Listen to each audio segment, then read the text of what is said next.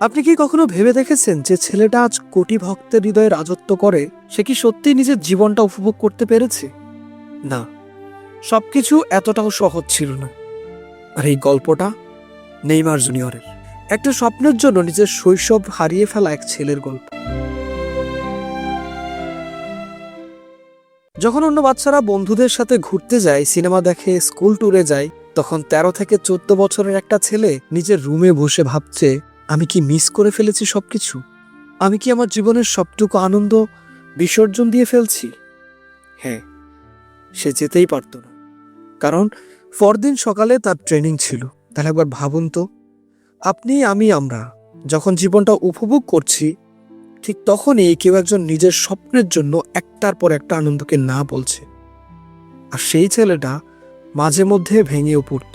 সে নিজেকেই বলতো, সবাই আনন্দ করছে, তাহলে আমি কেন না? কিন্তু এখানেই গল্পের আসল টুইস্ট। পরদিন সকালেই যখন সে ফুটবলটা পায়ে নিত, তখন সব কষ্ট, সব দুঃখ, সব আফসোস এক নিমিষেই উধাও হয়ে যেত। কারণ সে জানতো তার একটা উদ্দেশ্য আছে। 17 বছর বয়সে শুরু, তারপর সান্তোস এফসি থেকে এফসি বার্সেলোনা, তারপর বিশ্ব রেকর্ড ট্রান্সফারে প্যারিস সেন্ট জার্মেইতে নেইমার হয়ে উঠলেন একটা নাম, একটা ব্র্যান্ড। কিন্তু এখানে কি গল্প শেষ? না। সবকিছু পাওয়ার পরও আজও তার মনে একটা প্রশ্ন সবসময় ঘুরপাক খায়, আমি কি সাধারণ মানুষের মতো জীবনটা উপভোগ করতে পারতাম না? 20 বছর ধরে একই জীবন, চাপ, সমালোচনা, ইনজুরি। মানুষ ভাবে ফুটবলার মানেই শুধু গ্ল্যামার, কিন্তু বাস্তবতাটা একেবারেই ভিন্ন। কখনো কান্না, কখনো একাকিত্ব, কখনো ভেঙে পড়া। তবুও সে কখনোই থেমে থাকেনি। সে বলছে, আমিও মানুষ, আমারও খারাপ লাগে, আমারও কষ্ট হয়, কিন্তু সেই কষ্ট নিয়েই সে আবার উঠে দাঁড়ায়।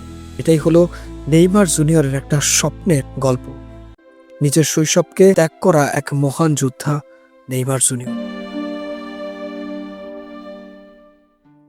স্বপ্ন পূরণ করতে চাইলে হয়তো আপনাকে কিছু না বলতে হবে, কারণ সবাই আনন্দ খুঁজে পায় না, কেউ কেউ ইতিহাসও তৈরি করে। তো দর্শক, এই ছিল নেইমারের ফুটবলার হয়ে ওঠার গল্প। গল্পটা আপনি কেমন উপভোগ করেছেন সেটা অবশ্যই কমেন্টে জানাবেন। কমেন্টে আপনার মূল্যবান মতামত আশা করব। আর ভিডিও ভালো লাগলে লাইক দিন, শেয়ার করেন, চাইলে সাবস্ক্রাইব করতে পারেন স্পোর্টস রিলেটেড পরবর্তী ভিডিও সবার আগে পেতে। ধন্যবাদ।